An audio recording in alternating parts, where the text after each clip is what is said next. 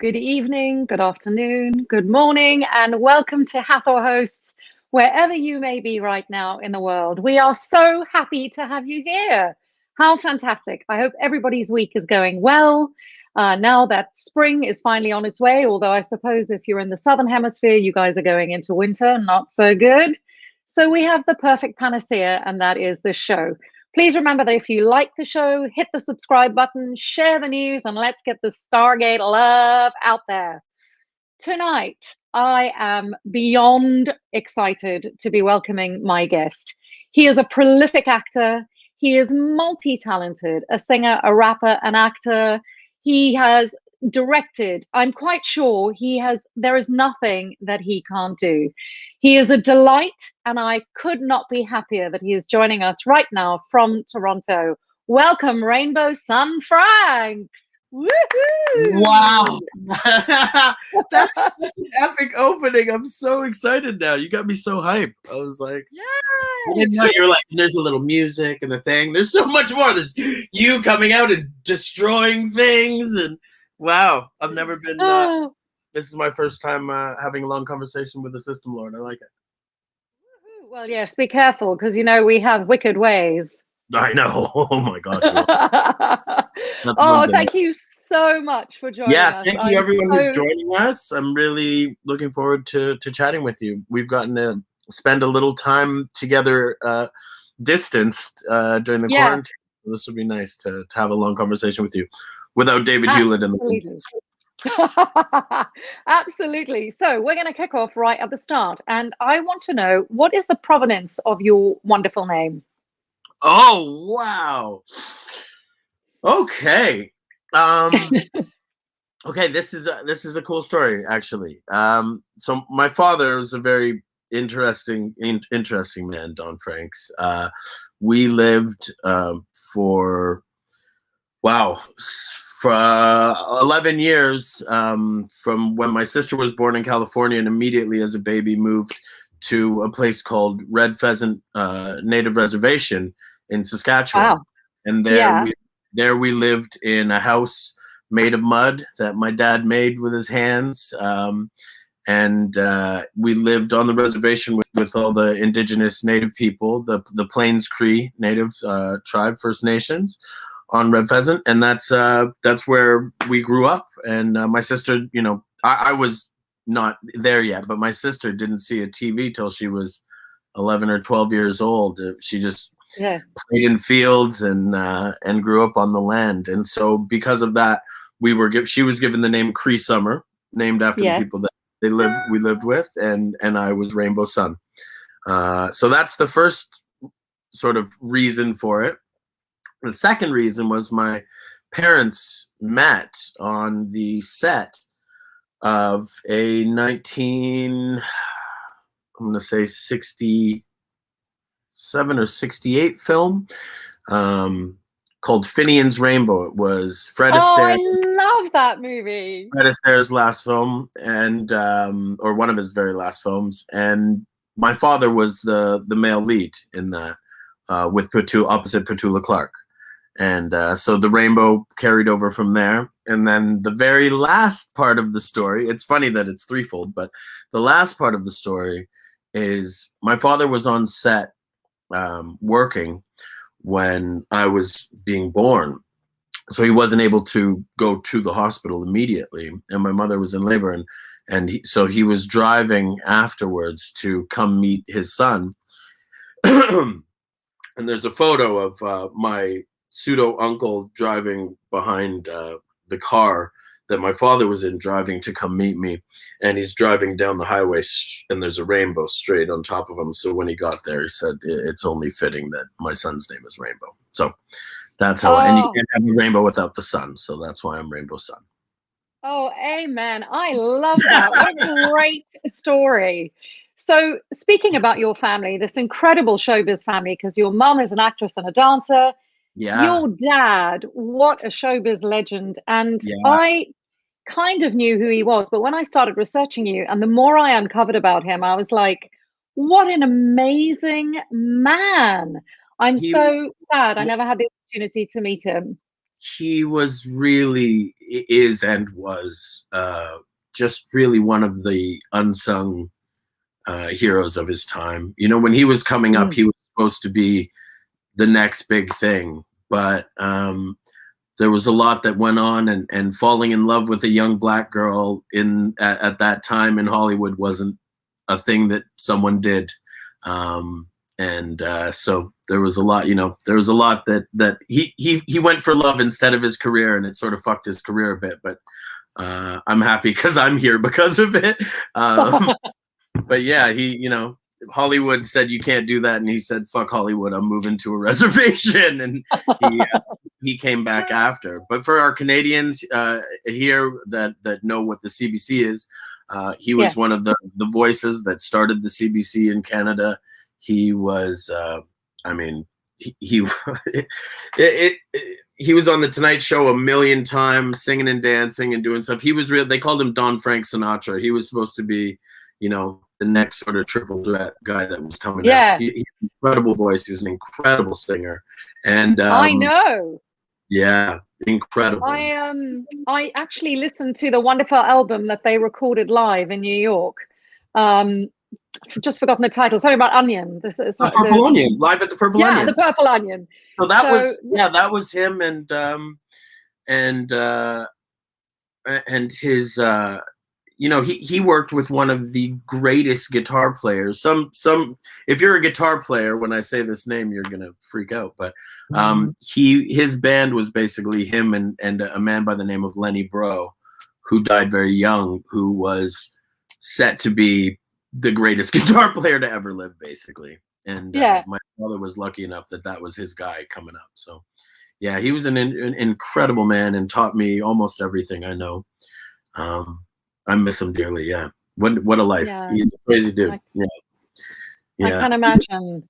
He's the, I mean, sorry, go ahead.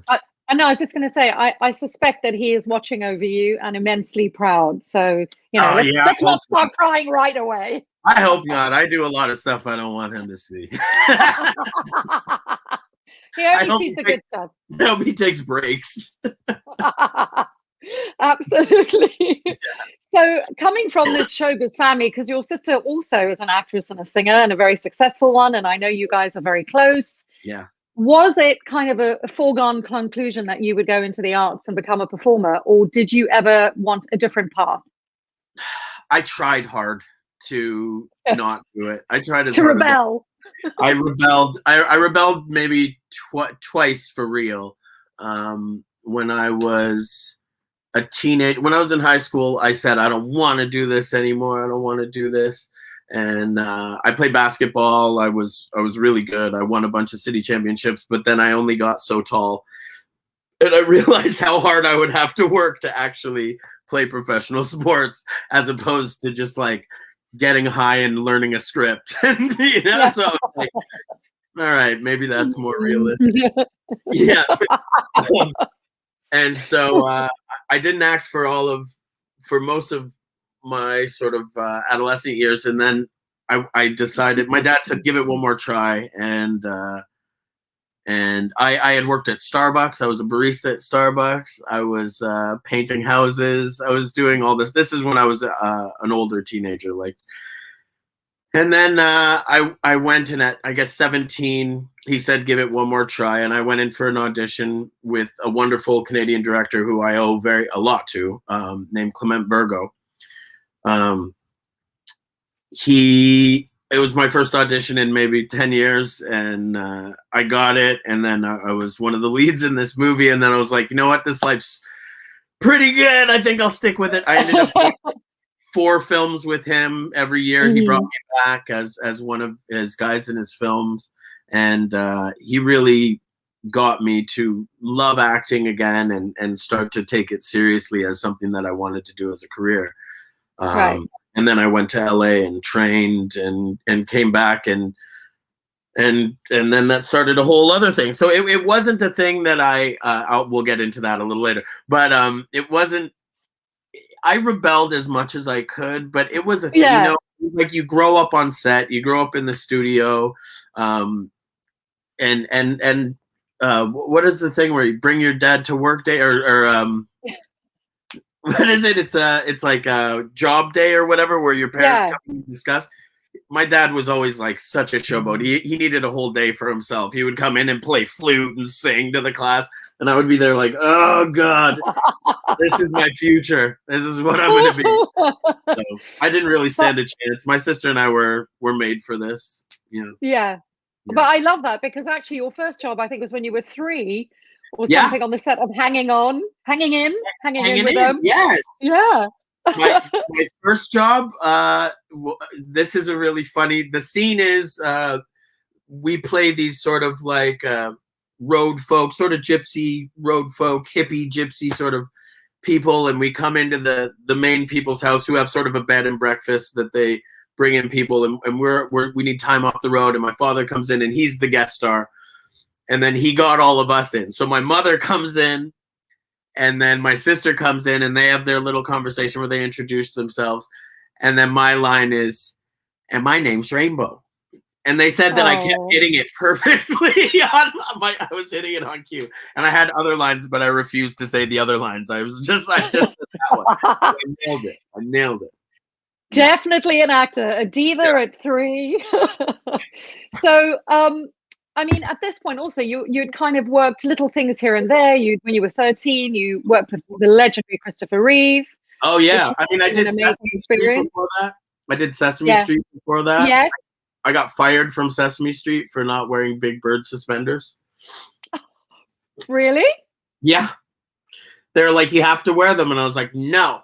And they're like, we're going to call your dad. And I'm like, call him. I was 4. And they called him. And he came and he was like, you don't want to wear them? And I was like, no. He's like, you want to go home and play? I was like, yeah. He's like, all right, let's go.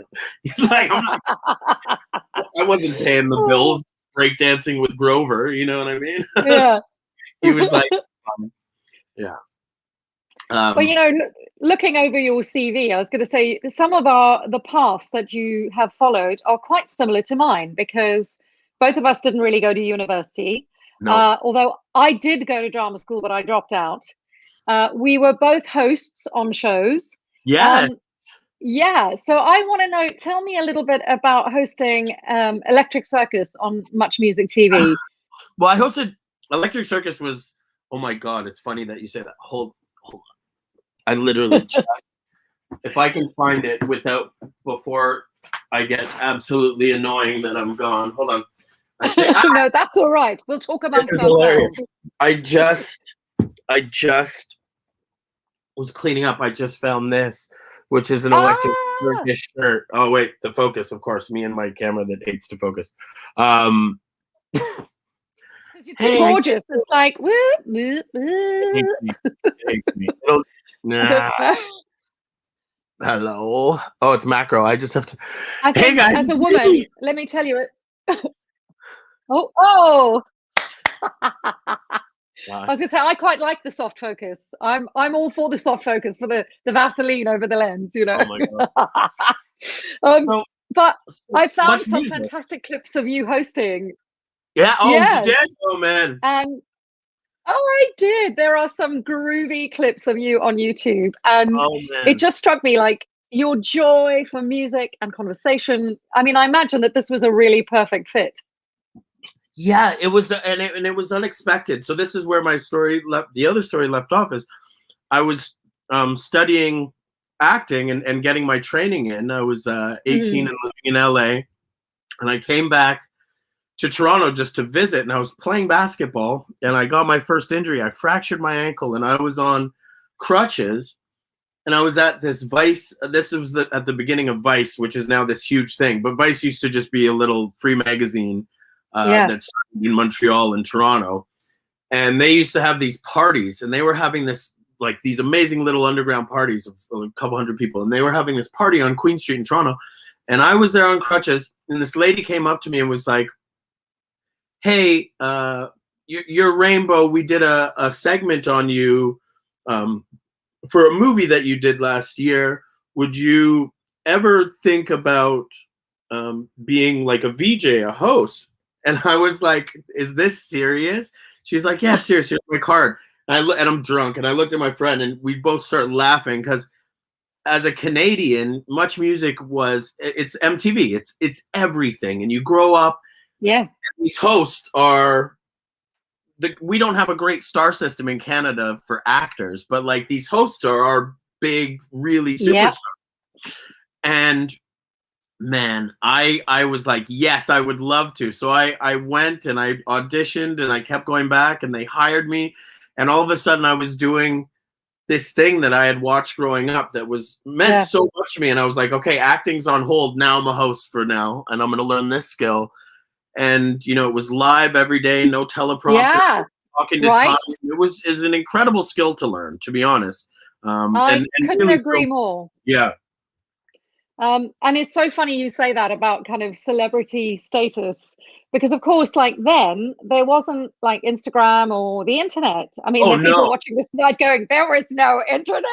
Yeah. But so those kind of hosting jobs made you a celebrity. I was on magazine covers, I was kind Yeah. of followed down the street, all because I was a host on TV. Yeah. And it's a brilliant, brilliant skill to have had. I mean, here I am using it now, years later. Exactly. It's very true. It's Yeah, very true. exactly. It's funny, in Canada, the people that are famous are people that interview famous Americans. That's what makes you famous in Canada. But it was You great. mentioned, sorry. So it was great, and then Electric Circus was this very strange show that we had on Friday nights, and it ran since the 80s, and I was one of only three hosts or something that had three or four hosts that had done it from the time it started, and I was the last host, myself and a wonderful lady named Amanda Walsh, who was sort of my hosting partner for years. And all it is a giant room full of scantily clad young men and women, a DJ, and they just dance. And there's all these voyeuristic cameras that just go around filming them. And that's and in between, it's me going like, I hope you're having a great Friday night, and going outside and talking to people. It's the funniest thing. It's the craziest show, and it makes no sense, but everyone watched it because like, it was just weird. Like now there's no shows like that, but now nothing. But also what the little bit that I saw, those clips, the thing that comes across is exactly that kind of like maverick TV making and laughing and talking about music. And it feels like such a vibe. And my God, did we ever need a show like that right now in 2020? I'm like, please, 2021. I'm still in 2020. So am I, apparently, because I'm still in I keep doing that. 2020, so I know. Let me know when the new year starts. Really? You mentioned the fantastically talented Clement Virgo, who was massively influential in your career. And one of the projects that you worked with him on was One Heart Broken into Song, which I also happened to see online with my sneaky ways. And I loved it. I really loved it. It's set during the Depression and focuses on an African Canadian community, which I don't think it was like 1999-ish, wasn't it? Round about there. I think I might not have the date. I think we shot it in 98, so it probably came out in 99. Yeah. So you weren't kind of seeing stuff like that on TV then, because I was living in LA at that time and there was nothing. So I wanted to know, tell me how he came into your life and what that experience was like, because you were nominated for a Gemini Award for that, which, woo! Yeah, I got a young man nominated for Best Actor. I had no idea what the hell was going on. I was like, how? Why? Well, Clement was just wonderful. Clement, it was and is a real visionary filmmaker, and was doing things that mattered at a time when it was unacceptable. And that's what we love about our favorite directors. They're always pushing boundaries and always making the unacceptable acceptable, and making it a conversation, opening that up. He made films in the mid-90s about young gay black men, and that was something that no one was talking about, and did it in a really open and expressive way, and I really loved him for that. He was making films like One Heart Broken into Song that we did together, which was a story about, it was based on a poem. The script was actually based on a poem by a poet named George Eliot Clark from Nova Scotia, who wrote this poem about a place of fantasy name called, I'm sorry, I'm really trying to pull this out of the ether from 25 years ago. Sorry, and work.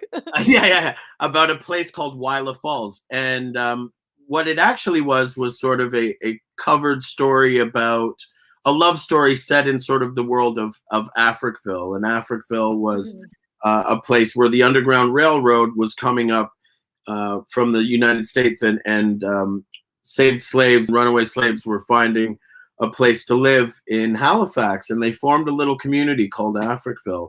And this was sort of a story of people that have gotten up there, and sort of free slaves and free men that were allowed for the first time to build a community for themselves. And I played a young drifter who like come in and out and have sex with women and play real loose with his life, and had you were bad. Yeah, I was a good bad guy. Yeah, and I was smooth. Yeah, I was smooth. And on that white horse, I was like, girl, let me get some of that. Yeah, it was fun. I love the way I've suddenly gone southern, like, you know.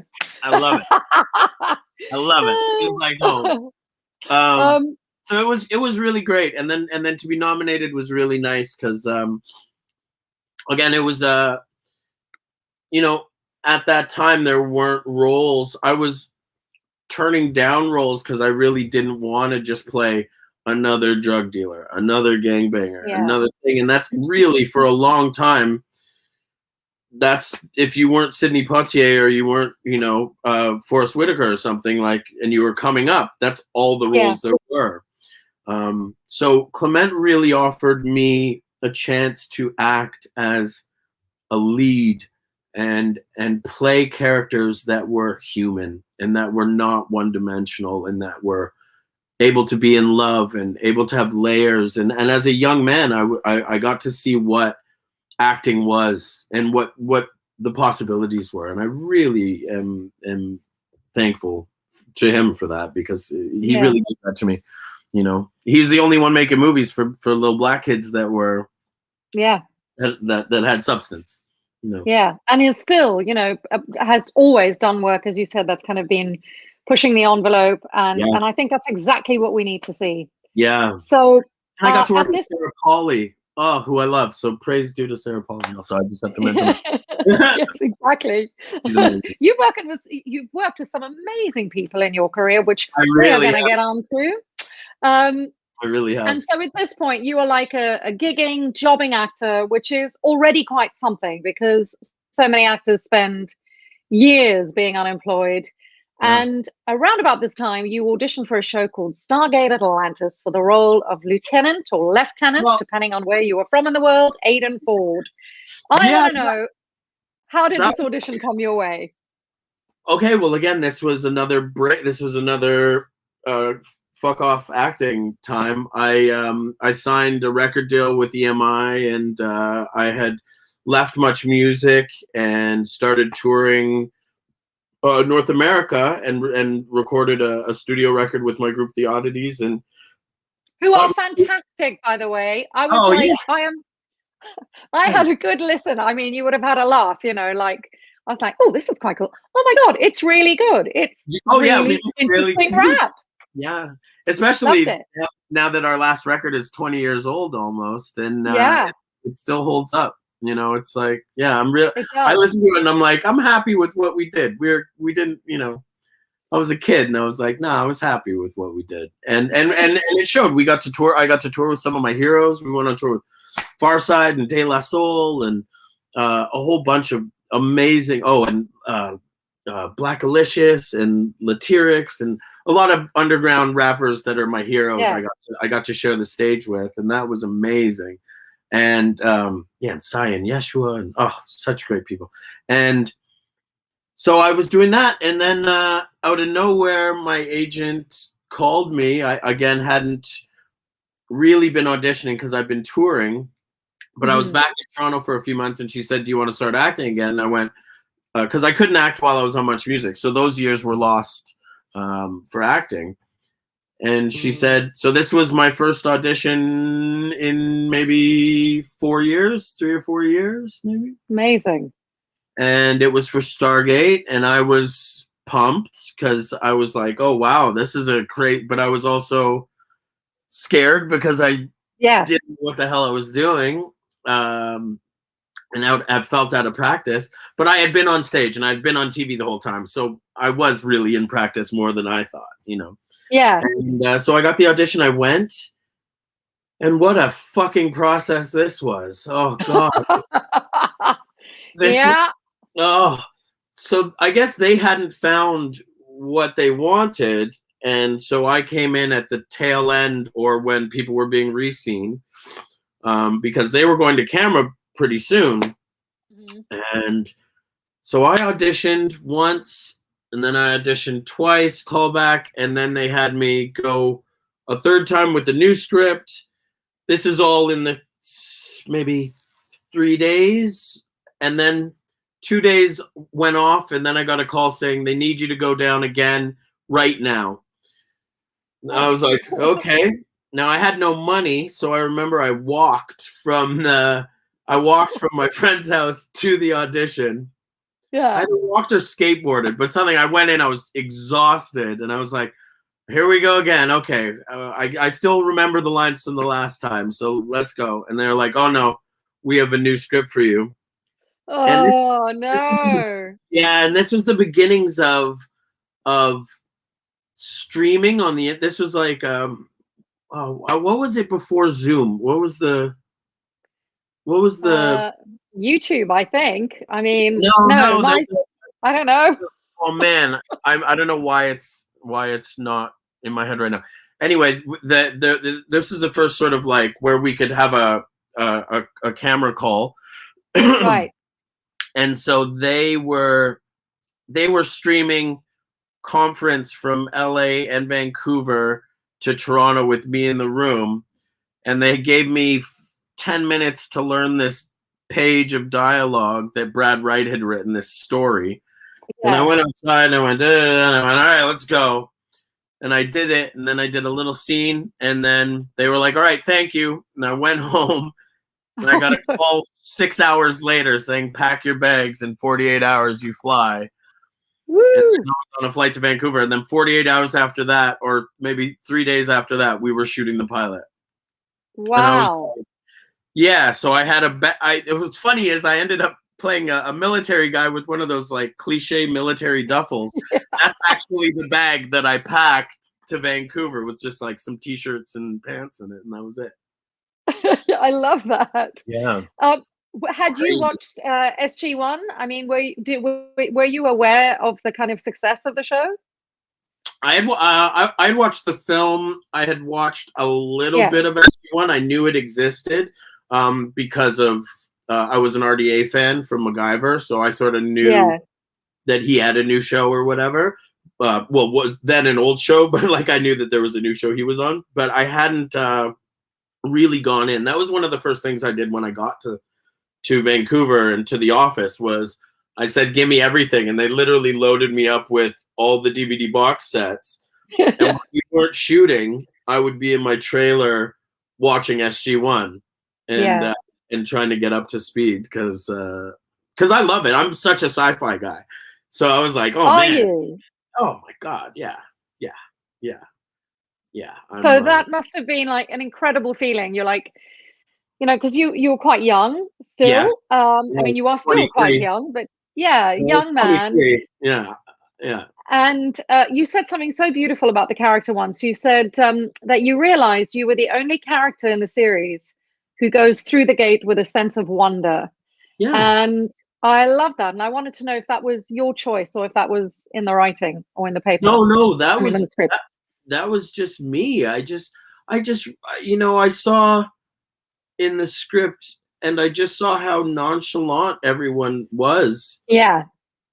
That we were meeting aliens and that we had all this tech and that now we had found the lost city of Atlantis. And so I thought, even though in the script I had been there before, like, fuck, every time I go through, I'm going to be giddy and excited and like, holy shit, I'm going to learn new things and see things that no one else in the world has seen. And I mean, being the younger character in the crew, I felt like it was my job to do that. But I also just wondered why no one else, like why everyone else, it looked like they were going to an accounting job.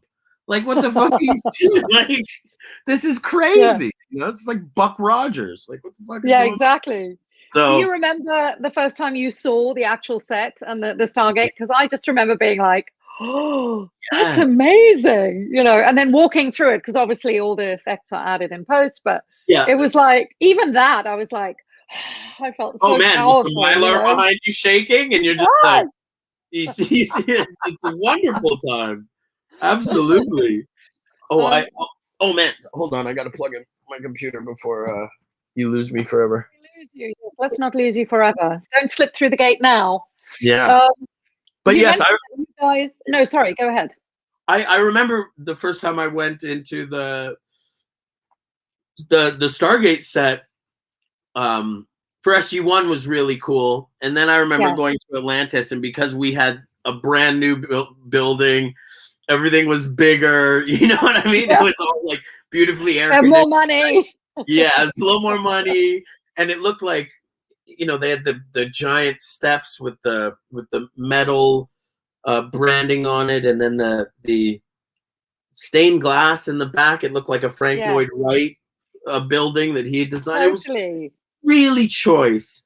The Atlanteans had really choice interior decorating. It was very nice. And then I turned around, and the colors were beautiful. They're just sort of like this southwestern, sort of really nice aquas and coppers, and it was really nice. And then I turned around and I saw how large the Atlantis gate is. It's massive. And I just was like, wow. And I remember I just started breakdancing in that main hall room and like freaking out. I was like, wow, this is where I get to work every day. This is incredible. It was really, it was one of the happiest moments in my life to get to go to work at that set and on that show. It was because growing up and being such a sci-fi fan, to get to do some of those things. You know, there's jobs that other people think are cool, and there's jobs that you think are cool, you know? And, you know, like my first time playing a cop and getting to learn things, that tactical ways of that was cool for me. And like my first time playing this was cool. And this for me was like my first time getting full prosthetics and being like a monster. Yeah. That was cool, but this was like everything. I was like, wow, I'm living my dream right now. So yeah, you know. You mentioned that you guys became quite a tight-knit unit almost instantly, and I wonder if that's one of the kind of talents of Brad and Robert and later Joe Malozzi, because they somehow are able to get people who have amazing chemistry together and genuinely seem to get on. And this is, you know, no word of a lie, like every Stargate actor I've had on this show, and every time we meet each other at conventions, you're genuinely happy to see each other. And that doesn't always happen. Can I be absolutely frank? I think there's a lot of, can I be franks? Please be frank. I think there's probably a fair bit of luck involved in that, in casting in general. But I also think that they hire a lot of great actors that don't come in with ego. They hire a lot of people that are happy to be there. They're happy to have the job. So that creates a better environment than someone who's coming in and just thinks of it as like just another fucking job. And, you know, there's a lot of actors that come in with a certain bravado about them because of their past or whatever. They don't hire those people. Everyone that they've hired is sort of like open, and they're open to the job, and they're open to the work, and they want to work together, and they want to prove themselves. And so there's something there for that. And I love them for that. They really did create a fun environment as far as casting. I love everyone that I worked with, even the ones that annoy me. I absolutely love. But that's it. That's like a family, you know, and that's exactly what you need. You have to have the yin and the yang, I think. I wanted to know if it was tough though, because when you go sort of from a guest starring role to suddenly being thrust, you know, front and center, leading man, you're young, was that a huge adjustment, or did you just kind of think, oh yeah, I know exactly, you know, like sometimes I think when we're young, we're fearless, so we just kind of jump in and learn how to swim, or did you have a sense of trepidation about it and being like, ooh, this is huge? I think I was in a really weird position because I'd been a lead my coming up, like a true lead where it was actually just me. And then this was something where I was there and had a lot to do, but still not. And so it was like, it was strange. I felt like I was underutilized. Yeah. But I knew how big it was, and I wanted to just do a good job. I was just there to roll with the waves, to be honest. Like I was willing to take on more or less depending on what they wanted. Ultimately, they didn't apparently know what to do with me, and it led to my character's demise to a certain extent.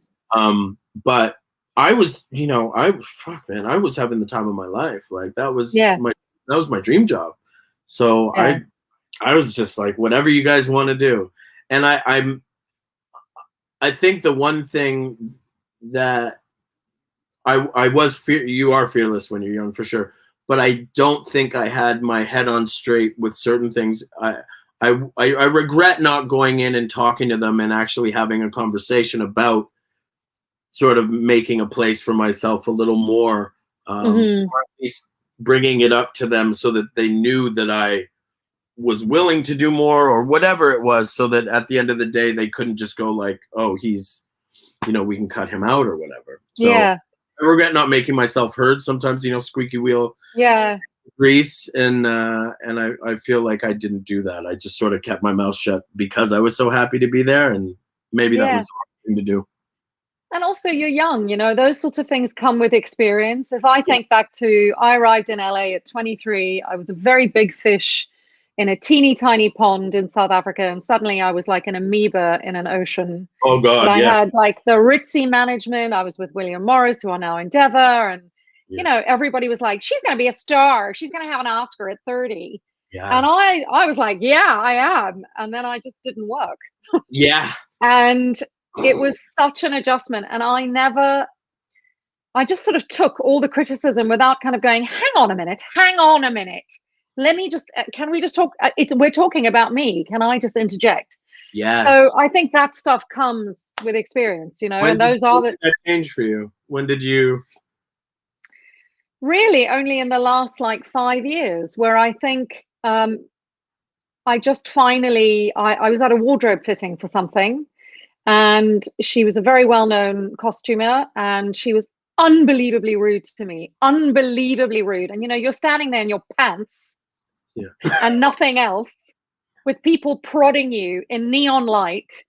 And she was making really disparaging comments about my body and and just really not making me feel comfortable. And we were in a massive warehouse so there was curtains around me, but then some guy walked in and he was like, "Oh, sorry, wrong room." And I was like, what? And she kept saying to me, "I don't think this will fit you. It's, definitely not, because you're very curvaceous and you do this and you're too glamorous. You're far too glamorous for this role. We're going to have to make you this." And I was like, this isn't even your job to tell me that. Your costume department. You don't what? Yeah. And she had to leave to go and get something. And in that moment, because I was about to cry, and I just thought, fuck that. I'm 5'9.5". And I pulled myself up to my full height, because she was tiny. She was only 5 foot. Yeah. And when she came in, I went right in her space. Yeah. And I looked down at her and she's like, "Well, we can try." She was a bit like, "Oh, well, we can try this," but I don't. And I went, "Yes, we can try that. And if it doesn't fit, you'll have to adjust it. Yeah. But I'm sure it will fit. And isn't this a fitting after all? So we'll try it. And if it doesn't work, you will find me something else." And she was like, "Okay." And it did fit and it looked great. So, anyway, but it took so long to get to that point. It's funny when you realize your power and not in using it in a malicious way, but just in a way to stand up for yourself, and in a way where, where you're not afraid to put someone in their place, and not to take away from them and not to diminish them, but just to equalize, to balance. Yeah, exactly. People are assholes and they take a lot of liberties, and they don't sometimes they also don't realize, Yeah, that's true. Anyway, enough about all that. So back to Stargate. So in season 2, we know that you were made a recurring character, and that must have been a double-edged sword, because on one hand, obviously, it feels a little bit like, you know, it's not the same, but Yeah, it's a downgrade. Felt like shit. Yeah. But on the other hand, they suddenly gave your character a little more edge, and you Well, got to they gave me show work. so much range. Yeah. I got to act finally. I didn't just get to come in and shoot guns and run away. So, my accountant hated it. My bank hated it. But I loved it. I loved that I got to finally do something. Pardon me, do something. Yeah. It was funny because when I went in at the end of season 1, or just sort of in the middle, I guess, when they were getting ready for season 2, they brought me in and they asked if I'd like to go, like whether they want to sort of just kill me or whether I'd like to do something. I guess they were checking my feelings and my ego, and you know, some actors are just like fuck the show, you know. Yeah. I wasn't like that. I that was still my dream job. I still loved it. So I said no. I'd like something to go out on, and I was really lucky that I had the wonderful Martin Giro, who was now just a monster. Yeah. Then he was just my friend from Toronto who was moving up in the writer's room. He was just, you know, it's just like he was just changing chairs in the writer's room and starting to make a name for himself in that office. And he was lovely enough to take my character under his mental wing and feel inspired to write all the things that happened to Ford. So he really wrote a lot of the Ford arc, and I'm really grateful for what he did because I loved it. I loved the whole transformation, and I had a meeting with them. Super Ford. Yeah. So the one thing I asked for was a shark eye. So that was me. I said, can you give me a shark eye? And so that the weird black eye was me. And then they decided to do the prosthetic aging and all that stuff.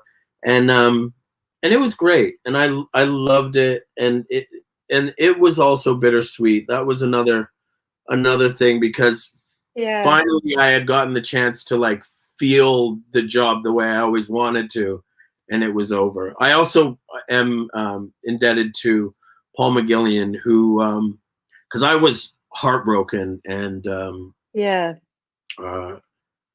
really depressed about losing the job, and I was fucking just self-medicating myself with drugs and alcohol because I was so just sad that something so great was taken away from me, and I didn't get a reason. So I really had nothing to blame except I just internalized it all. And it was really painful for me to this day. I mean, that doesn't hurt me, but that was the first, like I suffer from pretty bad depression, and that was sort of the catalyst was losing that job on Stargate. It really like put me in a really bad spiral that I fought with for the rest of my life in different ways. Yeah. But Paul McGillion, who's still one of the greatest humans that I know. We love him. Oh, he's just so wonderful, so gracious and so kind and so generous. And he was generous in this instance with his time, and he's a great actor, and he's a great, you know, and so I asked him to run all my stuff with me and help me because I wasn't feeling confident. And well, not surprisingly. And he really coached me. He let me come to his house, and he would really give me these great little coaching sessions and get me ready. And then I would go with James Bamford, with Bam Bam, and go do weekends and get back in shape for stunts. And so I was really ready because I knew I had to fight Jason, who was a monster. Yeah. But he was just starting all that stuff too. He had never done, like, now he's well versed in it, but at that time whatever happened to him, I wonder, you know. Joking, obviously. Yeah. And another, you know, it's a funny thing. my job was lost and gave birth to the rise of Jason Momoa, who's now one of the biggest stars in the world. So, you know, Yeah. it's an interesting thing how, and also who married into my family, which is even crazier. Really? Well, I mean, Lilicoy, or Lisa Bonet, is his wife, is my sister's best friend, who my sister took her spot when she left to have Zoe on a different world. My sister was hired on a different world, and they became best friends. My sister is Zoe's godmother, and now Jason is her husband. So, oh wow, very crazy thing, that it's all come back. So really, everything's really linked, and so when I look back, I'm like, you know what? I'm not that mad, because the world might not have had Jason Momoa, because he wouldn't have learned his sword skills that got him Conan, that got him the next job, that got him, that got him Game of Thrones, that blew him up. So it's all a chain reaction. So but I could say the same for you, because I know, being an actor, and it's really hard when you're in that space of like not feeling confident, and like to pick yourself up, and people are like, oh, you have to have a thick skin. It's you, when they don't want you, it's you. There's no way of divorcing yourself from that, for me anyway. The thick skin is from the outside in. We've all got that develop over years, but we're soft on the inside. So thick skin doesn't work when it's us telling ourselves that we're not good enough. That's the hard one. What I was going to say is, looking at your body of work, like, if you didn't know, if you weren't open about how you felt about it, one would never know, because seemingly you left the show and have never looked back. Like, you just went work. Now, I know in reality it might not feel like that, but we're going to talk about some of the other extraordinary things you've done.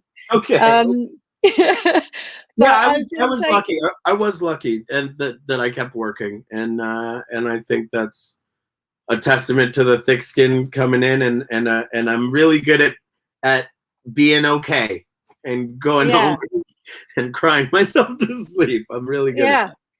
We persevere. Exactly. We push on as actors. We push on. Absolutely. Yeah. And I think it must have been also like a bit bittersweet, but quite cool that there was this massive campaign to try and bring you back. I mean, the fans took to the internet in their droves. Everybody wanted you back. And hopefully the writers and producers and powers that be look at that and went, oh, okay.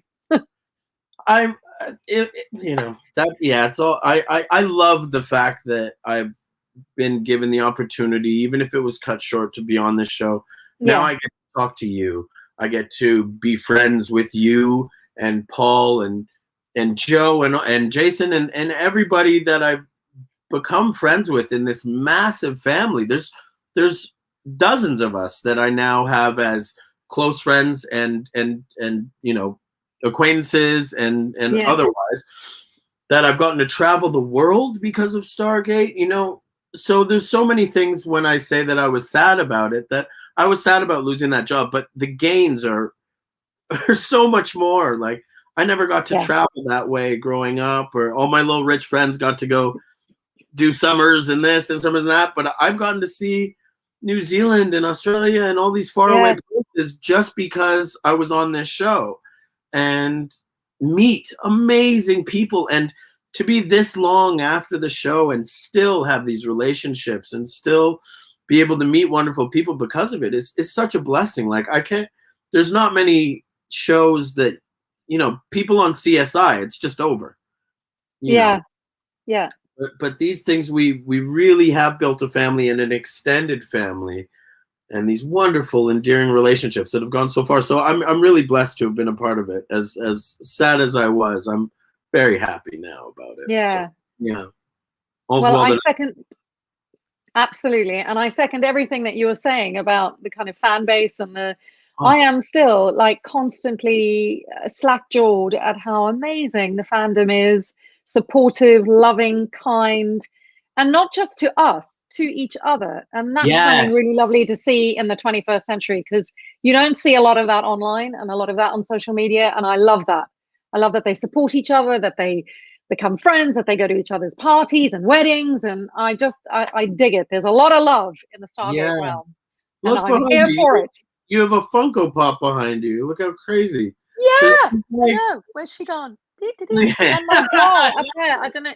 I'm trying to point there. You can't really see her, but that is an amazing Hathor doll. Bing. Yes, there she is. Bing. Look at that. I love this. Like that's She's so cool, isn't she? Maybe I'll do the rest of the interview like this. I can't tell the difference. That's the right answer. That's the one thing I'm mad about is I got scanned for my toy and they never made my toy. They made everyone's toy except mine. It's the one thing I'm really upset about. Because I collect action figures and stuff, and I would have loved to give my niece, like, here's your uncle's toy. Yeah. You know? Ugh, that's the only thing. Ugh. Well, let's put it out there into the internet and into the atmosphere, and I'm sure it will happen. Oh yeah. Someone makes a crazy toy. I'm okay with it. I'd still love that.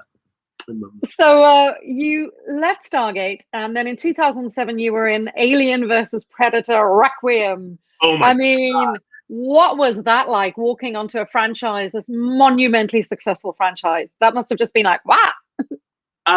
Okay, so instantly I was just like, wow, there's a lot of money here. Because there was just trailers and trailers and trailers and trailers. I was in bed, depressed, hungover. I got a call, got a call from my agent. Like, hey, do you want to be in Alien versus Predator? And I was like, yeah. And they were like, the brothers Strauss called and they heard you were in town and they just want to know if you'll come do like a cameo in it. And I was like, yeah, of course. Yeah, I'll do anything. Let's go. So I met a wonderful actor who I love named Juan Redinger, who was a Vancouver-based actor. And me and him got together and that was it. And we did this little tiny thing. It was supposed to be one day of shooting. Yeah. I ended up going there, and because it was such, you know how really big, expensive movies go, they sometimes shoot like an eighth of a page in a whole day and stuff like that. So that's kind of what was going on. I went there. I ended up going there for, I think, 12 days or something. They just never got to me. After the third day, I just brought my PlayStation into my trailer, and I just literally sat there. It was raining, and I played video games for like 12 days. But in between, I would go check out the trailers, and they had full trailers of Aliens, like an 18-wheeler, and the whole is just like all aliens. I was like, this is amazing. I'm so mad I didn't take more pictures or steal an alien or something. I should have really tried to. But I know. it was so cool, and it was great. And I remember going in and being like, all right, what's the scene? And they were like, well, you talk some shit. And they just got us to improv most of it. And then you turn a corner and put a gun on a predator. And I was like, oh, that's not a good idea. He's like, no, you get your head blown off. And I was in the trailer for it. Like, my head getting exploded was in the trailer. I was like, this is the best fucking job ever. It's like, yeah, for a minute and a half and then get your head blown up. I was like, I'm so down. And get paid way too much because they can't use you and they keep keeping you. It's like, man, it's like, you guys are paying me a lot to sit here and play video games. Yeah, really. So, those are always good things to have. Yeah. So it's great, for me in the weird sort of sci-fi world to add to my little place that I've gotten my head exploded by a predator. I dig it. How did they do that? Did you have to? Did you have squibs and stuff? Oh, CGI. No, they did initial squibs and then it was all just CG. Yeah. Yeah. So I didn't even know, but I just had to like put my head back and they did it all after. Yeah. Cool. That was so cool. It was so cool. The Predator guy was an asshole, but that's besides the point. You also did not have to wait very long for your next series regular, series regular. That's right, isn't it? I'm like, what am I talking about? And that was on The Listener. So tell us a little about that, because that was hugely successful in Canada, and you put a computer hacker. How was that? The Listener was cool. It was a really big show in Canada and internationally. It's Yeah. like played in like 130. It's still played to this day, Yeah. like 100 places. What a weird show. Oh, for any of you that haven't seen it, very strange show. It's, how do I describe it? Like softcore sci-fi. It's like, Yeah. it's kind of like no penetration and no, like you don't actually see like the non-visual genitalia sci-fi. Like a lot of rubbing. Yeah. Because it's like we solve cases like general police cases. It's basically a police procedural, but then the lead can read minds. Yeah, he's psychic, and for years, and he's a paramedic, right? He started as a paramedic, and then they shifted him, and he became sort of like a special investigator or whatever he was, special consultant or something. But then by like season 4, he had a gun. I was like, what's happening here? Like, fucking jump the shark. This fucking show's gone crazy. But I got to learn yet another skill, and that was tech talk and exposition, which is, as an actor, is a completely different style of acting that I had never done before.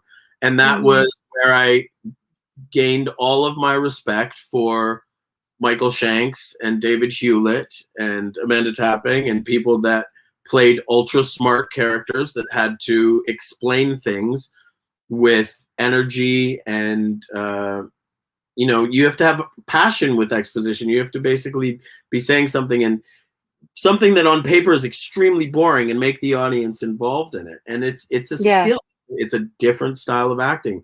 And so I was lucky enough to have, 5 years to learn how to do that on that show, playing a computer hacker and playing a character that I had never played before. So I really enjoyed it.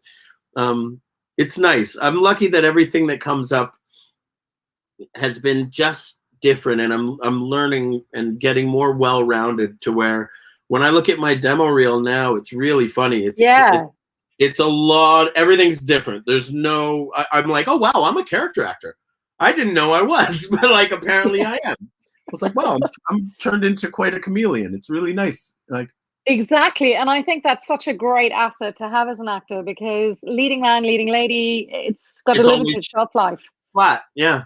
Yeah, and you know, particularly for women still, but whereas a character actor, you can keep going till you drop, until you can't remember the lines anymore, and you get to play multiple characters and different faceted characters, which is so fantastic, I think. Yeah.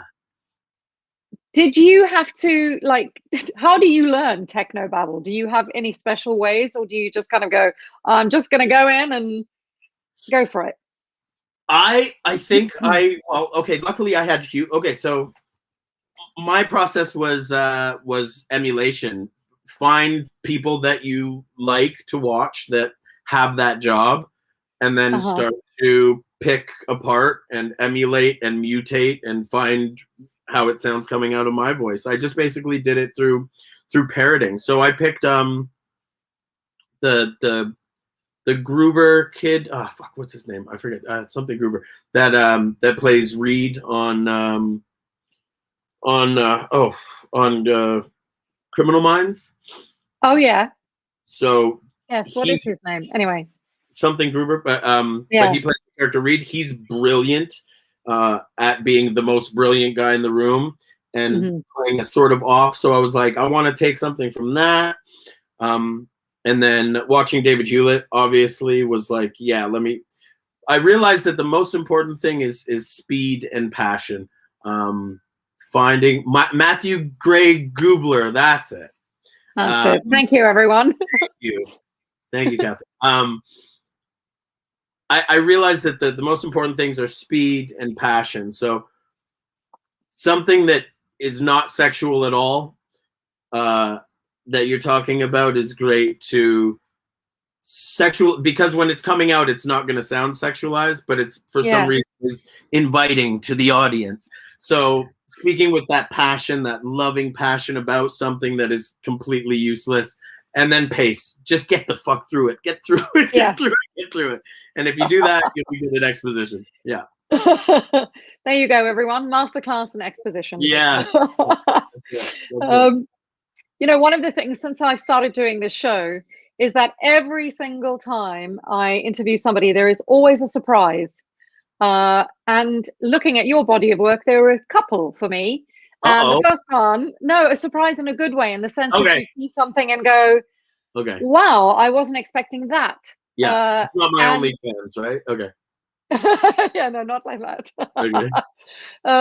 And one of them was State of Syn, which reunited you with some of the Stargate family, at least on screen anyway, with David Hewlett and Jewel State. And one of the things I loved, you played Preacher. Yeah. And you had like a different physicality for it. I like, because I was watching that and I was like, wow, I don't know if it's because it's kind of like, what do you call it? Stop motion. Yeah. Yeah. So, yeah. And then also, I think, considering when it was made, it was like really quite unique, because I haven't seen anything like that since. It's still unique. So weird. Loads of the topics are completely relevant today. You talk about a large wall keeping people out. Hello. Yeah, and sort of this dystopian, and the powers that be. It was very Big Brother. It's very, relevant. Yeah, very relevant now. And we did it ages ago. I didn't like that was like Barack was still in office, I think, when we did that. Like that. Right. Yeah, what a weird project that was. And yeah, they got me, and then they said Hewlett's on board, and then they said Jewel got on board, and I was like, oh, this is turning into a kind of a cool, strange, weird thing. I don't know if anyone saw it, and it was released as an app. I think now you can see it as the full story, probably, maybe on. Is that how you saw it? I don't think I saw the full story, but there are a number of episodes available on YouTube. Okay, and because it's quite short. Yeah, they're all just a couple minutes long. Yeah. Yeah. So how did they shoot that? Did you have to go in for the stills and then do the dialogue afterwards? Yeah, we did all green screen stills, like a series of stills, a few days in the studio shooting just stills, and then went in and did a day in the recording studio and did the voiceovers. And none of us knew what we were doing. Well, it doesn't show. Well, we took direction, you know what I mean? It was one of those things where you're just like, whatever you say, okay, I trust you, cool. What do I do? This, stand like this? Okay. And then they would just sort of direct us. And it was very cool, though. I remember, and it was fun for me to play that role. It was supposed to get it was one of those grandiose ideas that was supposed to be much bigger than what we were left with. But like Preacher was supposed to take charge and end up having his own thing, and I was looking forward to that. But but I think it's definitely weird. You're very right about it being poignant to today, but also just a strange. Anyway, you guys should look it up. State of Syn, SYN. Yeah. Very strange thing, but with me and Hewlett and Jewel, who I love. I love her. It kind of reminds me of like a retro comic book, because today comics are kind of like animated, so people move in them and that. Whereas this was still photography, so that's also hard, because you have to act like I'm killing this person, or I'm giving a great passionate speech, especially your character, because you have to do so much, like orating, because he was this fantastic speaker. Yeah. And that's really hard in a still photograph. And then later to create that, match that with a voice. It's really worth watching, everyone, is all I'm saying. It's a good surprise. Yeah, oh good. I'm glad that you actually really went in, because that's a very obscure one. That's a super weird. Yeah. All I can say, the tagline for that is none of us knew what the hell we were doing at the time at all. Fly by the seat of our pants. But it was very cool. And I think you said comic book. I think when it was released as an app first, it was actually a swipe. It was made as like a moving comic book. So there's like minimal movement to it. If you see like, I think that's how it was presented in its first incarnation. Cool. Yeah. Well, it is still cool, and I'm glad that I got to see you do that, because it was a lovely surprise. Oh my God.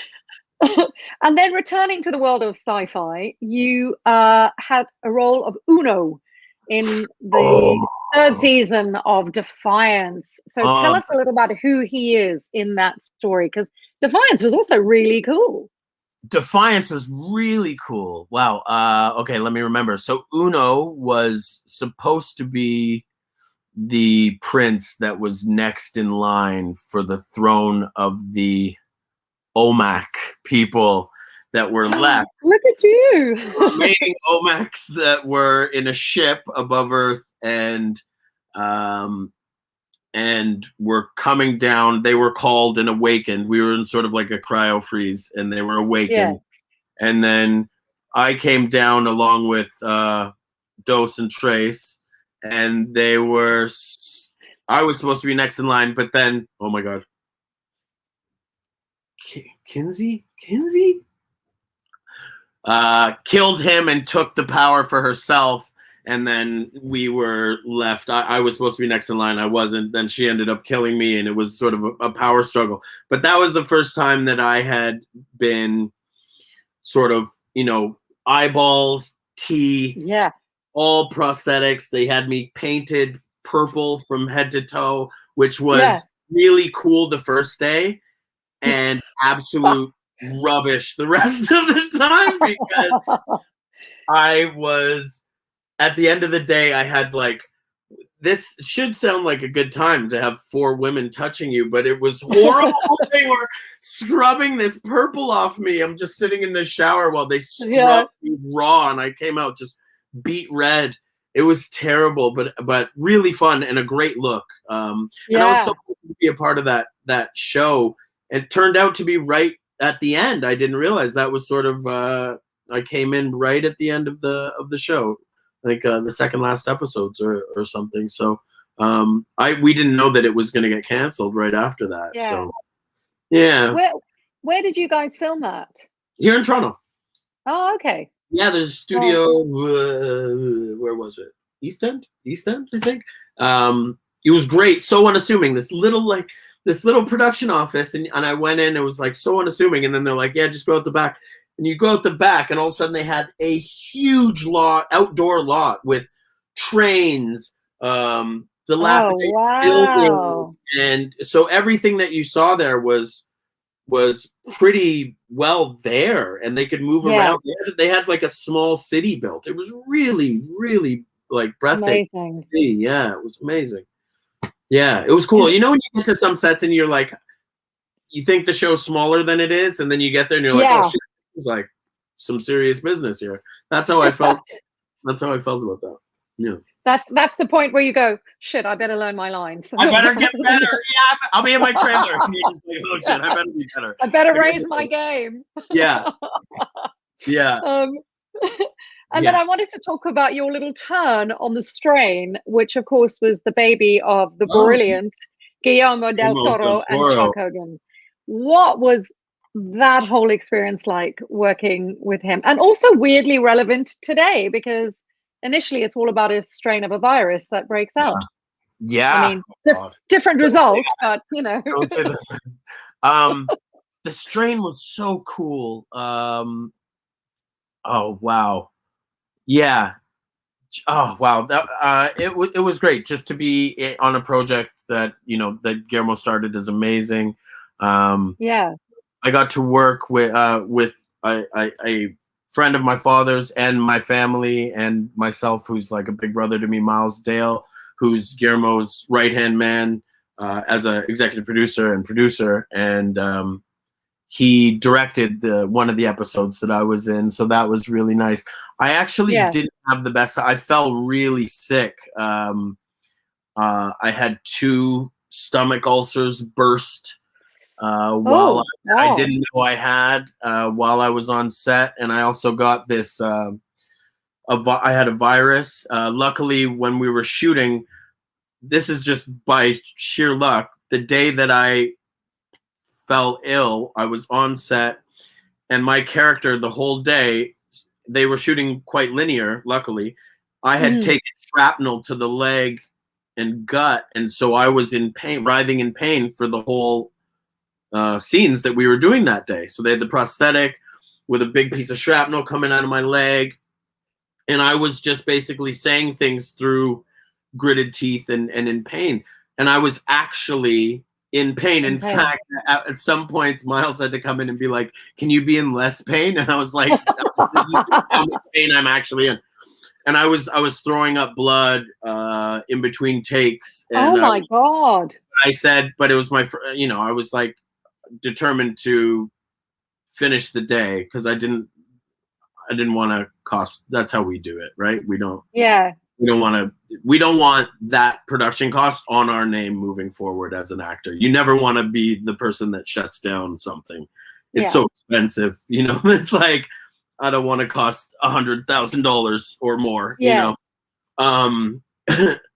when they're only paying me this much. So I said, no, I'm good. I said, we'll go through. And so luckily they were nice enough to shoot me out the best they could at the end of the day. And I went straight from set to hospital, and I was in hospital for like 4 or 5 days after that, getting treatment for my stomach and getting mended. But when I came in, I had prosthetic. I was all bloody and had I looked like I had been in the apocalypse, and I had a piece of shrapnel coming out of my leg. So when they brought me in, they all came to tend to the shrapnel. I was like, I'm an actor. I'm just sick. Like it's inside. Yeah, they all came. There was like a group. They were like, "Oh my God!" Like they're like, "How are you so calm?" That's so fantastic. Yeah. So I didn't have the best time, but I had a great time once I came back, and I again I met some of my favorite people on that set. It was a great show, and I'm lucky enough. I've been really lucky to when I have done little guest star things on or like my here and there jobs, like my non sort of regular jobs, have been on really great shows, and my regular jobs have been on really great shows. Like I look back at my resume now and I'm like, I've been really lucky to be hired by really great artists and work with some amazing people.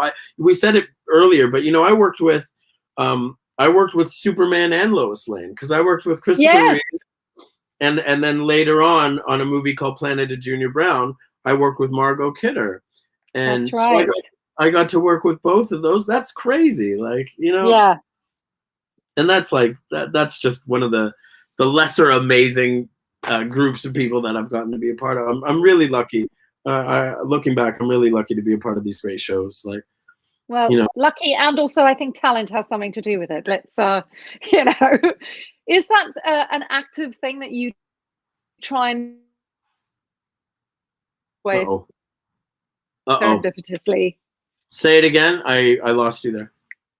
Have you lost me? No, I said, have you actively tried to? Am I here? Can you hear me? Yeah. Yes. Okay. Good.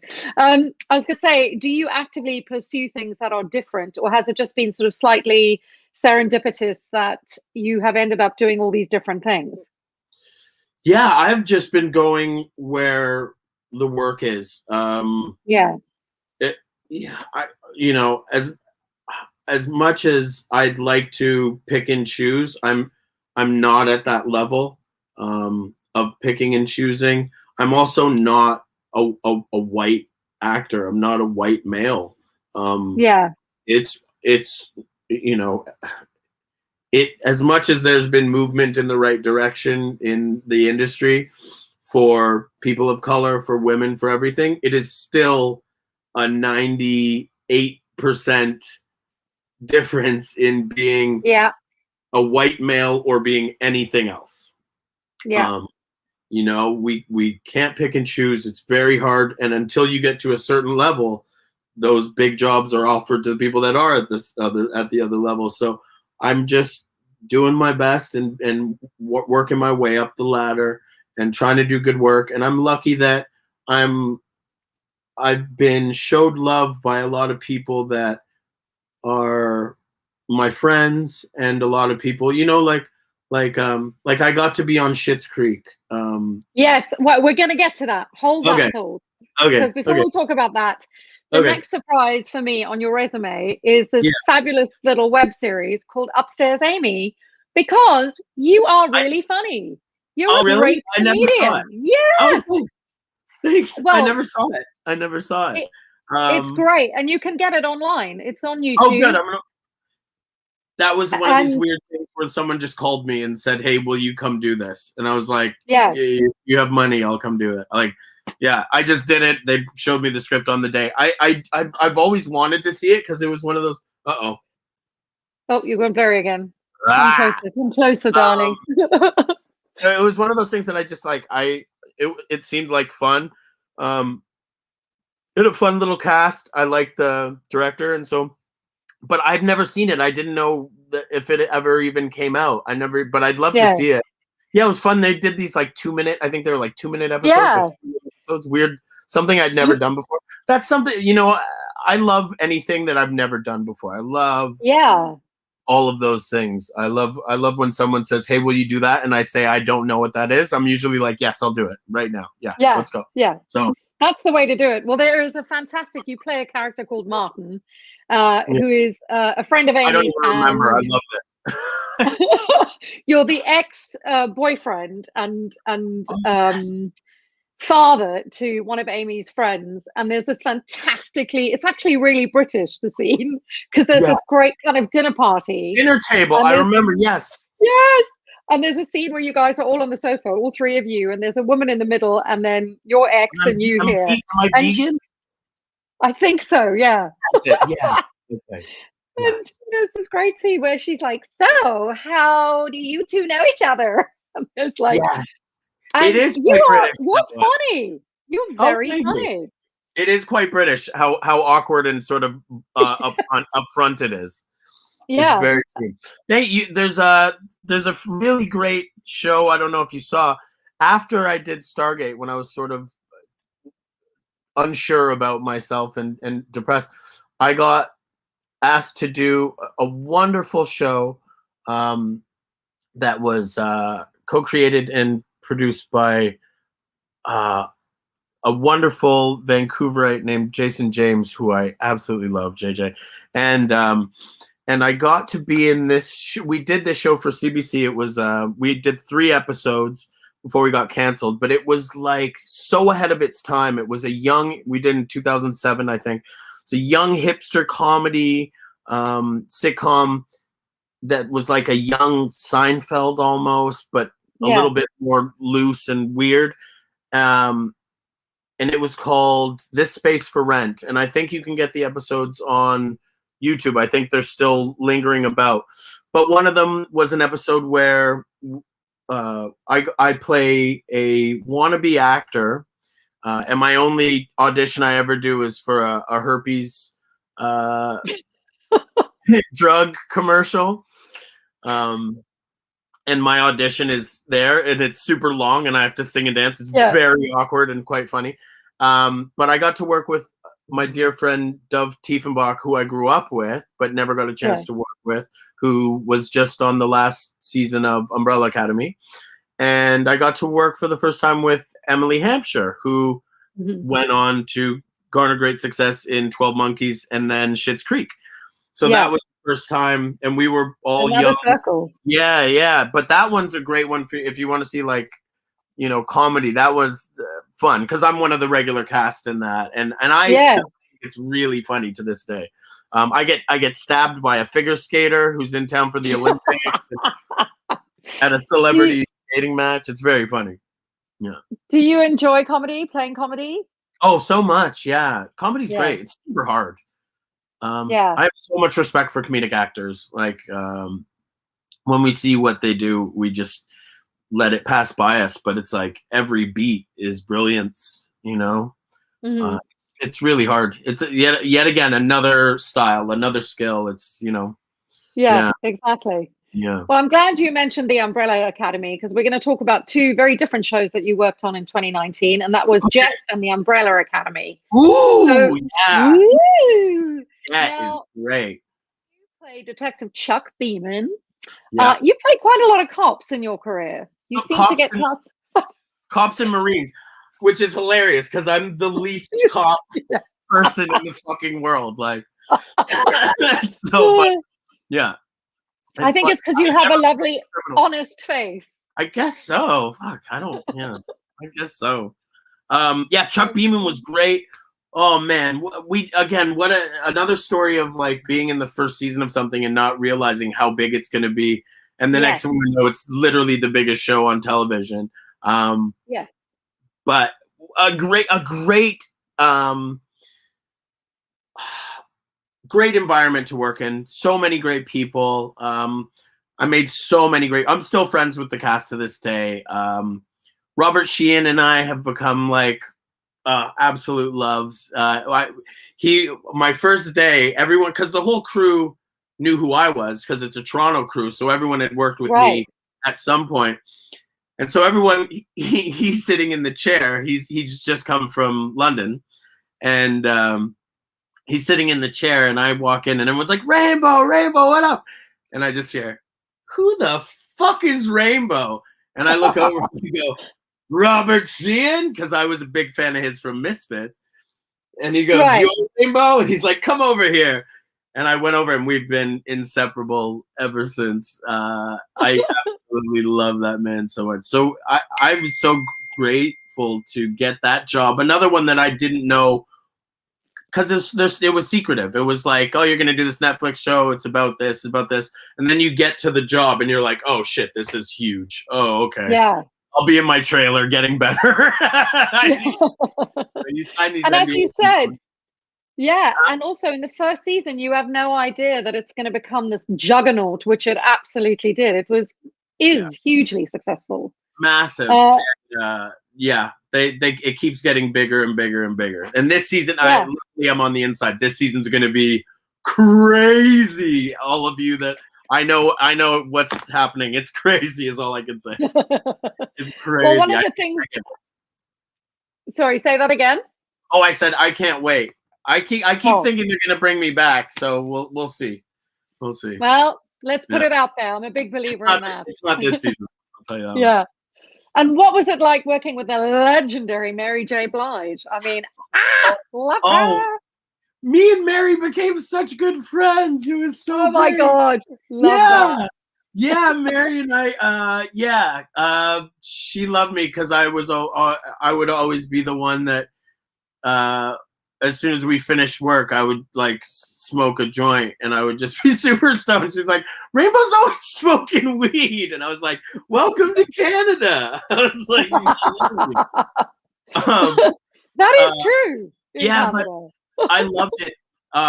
Because I was really good friends with Robert, I was allowed to be ingratiated into the main cast, even though I had a smaller role. So through the whole season until today, I'm still sort of like allowed to be, because it's cliquey, you know what I mean? Yeah. Because they have their family. That's day to day. So I've been allowed to be a part of that, and so it was great. That's how me and Mary became friends, because she would have people at her hotel, and they would have their little pool parties where the cast would get to know each other, and I would be invited, and so me and her became really good friends. Also, we're sort of like, we come from the same era of knowledge of music and stuff, so we really got together where the others didn't really get what we were talking about. Like we had that core. With each other. I love her so much. What a legend. Oh my God. I know, right? And then you moved from that job to work with another legend in Jet, playing a polar opposite character, playing a kind of henchman to the utterly brilliant. Yes, Giancarlo Esposito. So I was actually Breaking Bad. So good. I was shooting those at the same time. I was shooting both those shows at the same time on the same lot. So they were so one day I would be here shooting, and one day I shot both in one day, so they just talked to each other, and so I went and shot Umbrella, and then they wrapped me, and I went on the other side and shot Jet.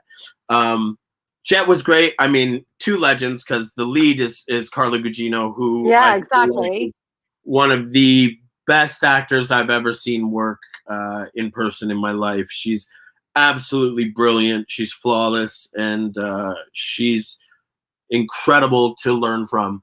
And as for Giancarlo, who I've been a fan of since I was a child, the first day I went to work, I knocked on his trailer and I introduced myself, and he was really nice. And I said, Giancarlo, I said, I said, for the next while, I said, whenever we're in a scene together, I don't speak a lot because I speak before you enter the room because you're the boss. As soon as you come in, we're quiet and we just stand there and wait for your orders. And he went, yeah. I go, so I just want to thank you in advance because I'm just going to be treating this like a master class. Like I'm just going to be learning from you the whole time. And he was amazing. He said, come in anytime you want to run lines. Cause like I've been doing this for as long as I have. But it's so important to learn from masters and learn from people like that, and keep yourself open and egoless. Keep yourself humble and know that you can learn from. Oh, my mother's calling me. It's okay. Hi, Mom. Hold on. Mama? Yes. Hi, Mama. I love you. I'm just I'm talking online. Can I call you back? And they're not using paper because of eco. Okay, you need me to print out your script. My mother booked a role on Titans, guys. I love you. Oh, exclusive. That was amazing. Okay, Mommy, I love you. I got people listening to me. I love you. I'll print your script though. Okay, thank you. Bye. Okay, bye. I just put her off. Oh shit. It's fine. That is just genius. Love it. Yeah. But yeah, Giancarlo was amazed, like fucking guy, like, up for like 4 Emmys or something last year for both Better Call Saul and for Star Wars. Mandalorian. Just like a monster actor who's been a monster his whole life and then just somehow just got better. Like he's already been amazing and then he's just like leveled up somehow. And he was really nice. So I got to go hang out with him and on his off days. I would go to his hotel and hang out. We'd have dinner. And he was a really good sort of big brother to me and allowed me to get in and watch his process. And I learned a lot from him. And I think it's important for not only actors, but anyone in any craft to always remember to be open and to going like I did. And even though it's weird because you take yourself, you think you're taking yourself out of being a peer or whatever. But it's really nice to say, hey, like, do you mind if I sort of like shadow you a bit and learn from you? Because there's something you're doing that I don't know yet. There's stuff you're doing I don't know how to yet. And now I've taken osmosis, taken a little bit of him with me too. And that's how you become great, I think, is everyone that you come across, you take a little bit of them with you and put that into your bag of tricks, Because how you output that is different. It's not exactly what they've done, it's yours. But it's still the same thing. It's like it's weird. It mutates in you. I don't know. I'm a weirdo. No, I love it. I love it. I'm there for it. Makes sense somewhere. And then in 2020, when the world collectively went into lockdown, which we still are to a degree, you were prolific. I mean, let's start with High Fidelity, which I have to say, I loved the book. I loved the film. Yeah. But I really love in the series that they flipped the character of Rob and made it a woman. And as you said earlier, it was a full circle working with Zoe Kravitz. Oh my God. What a great moment in time for me. I was a fan of the book. I was a fan of the first film. And so this was a great story of Zoe calling me, but also of having to work for it because they had no idea who I was. So basically they had been casting to find someone to play Zoe's brother. And now there's a bunch of mixed kids and there's lots of 20-year-old mixed kids and stuff. But at my age, they weren't making a lot of me. There's not a lot of us running around. And as actors, you can see there's just not a lot. Yeah. Yeah. They weren't making this model back then, and so they had run through everybody, and they hadn't found who they were looking for. Also, to play Zoe's brother, you need one of us, one of our tribe. We're fucking weirdos, and you need one of us. Yeah. And that's not easy to come by. So she basically, after saying no to everyone that they cast, she said, "Hey, you know, my brother's up in Canada. He's a good actor, and I'd love for you to take a look at him." And so they were reluctant because they didn't know who I was, but they were like, they looked at my resume and they were like, "Yeah, okay." So I taped for it, and I taped again. This is another story of taping like a million times. They kept sending me new sides, and I kept taping, and finally I was, oh my God, I love this. I was in, this is a weird story. So I was in, where was I? I was in Newfoundland. Right. I was in Newfoundland shooting a guest star on a show called Hudson and Rex, which is a very popular show here about a guy who that I believe started in Germany. The show, like the initial show, was a German show about a detective who solves crimes with his dog. And so they've made a Canadian or North American version of the show. And I was in the first season. I was shooting it.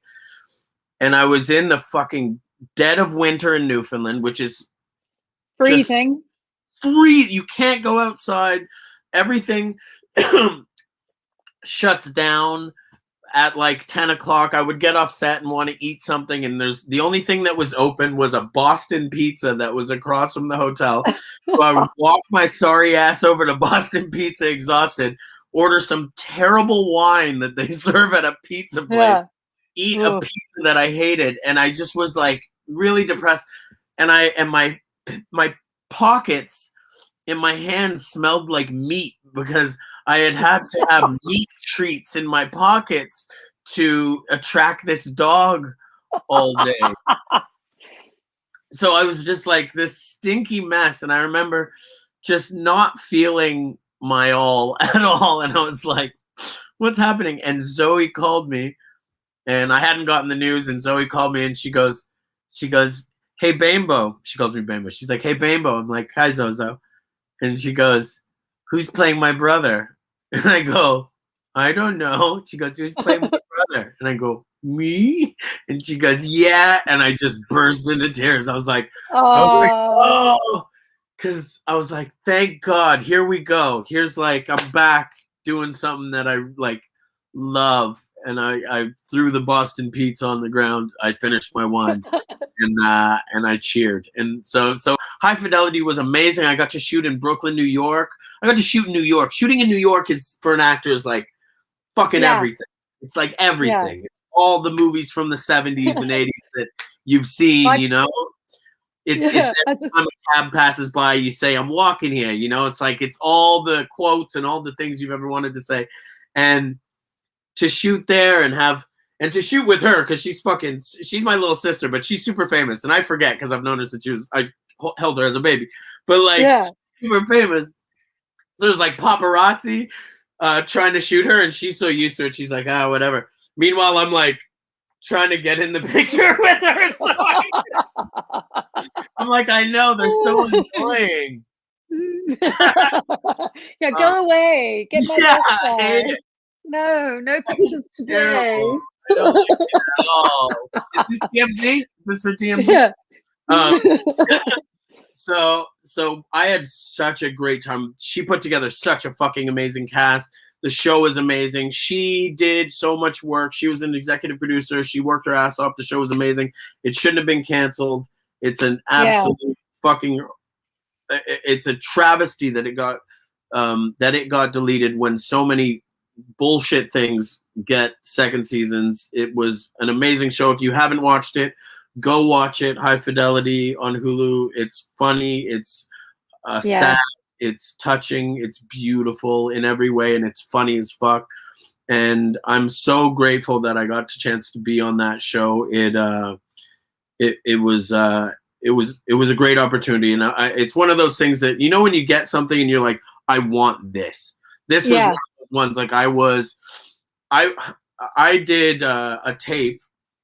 I spent all morning doing a tape, and then I was gonna send it, and I watched it, and I didn't like it, and I deleted all of it, and I booked another 2 hours in the studio, and I went back and I redid everything that I had done because I wasn't happy. And I'm so glad that normally I just say it's good enough. I'm so glad I had a critical eye and that I said, no, I didn't hit this moment that I needed to. I needed to have a tear. I needed more here. And I went back and I worked for it. And I got it because of that, I think. And it was one of those moments where, like, I had to really remember that you have to give. You have to fucking give it all the time. It's not easy.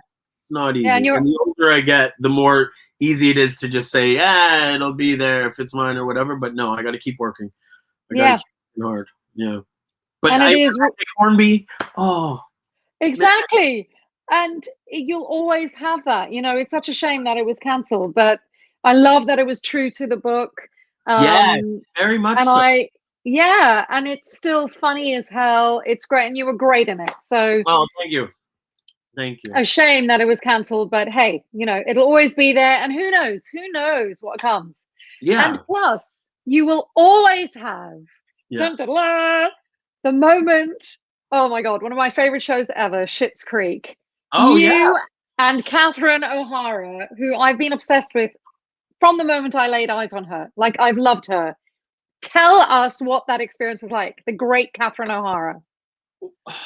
Well, growing up in Toronto, as I did, and being a kid in the 80s and 90s, SCTV was playing constantly here. So I had Eugene Levy and Catherine O'Hara in my house every day. I studied that. It was one of my favorite shows in the world. And then growing up with her as she went from that into traditional acting and into Hollywood and just continuing to make a name for herself.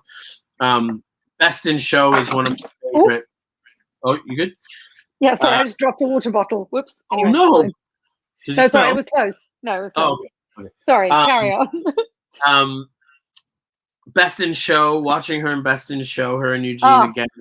And so this was another moment when I went in, I did the audition, but Dan Levy has been a friend of mine since I was on Much Music because he was a host at the same time on MTV.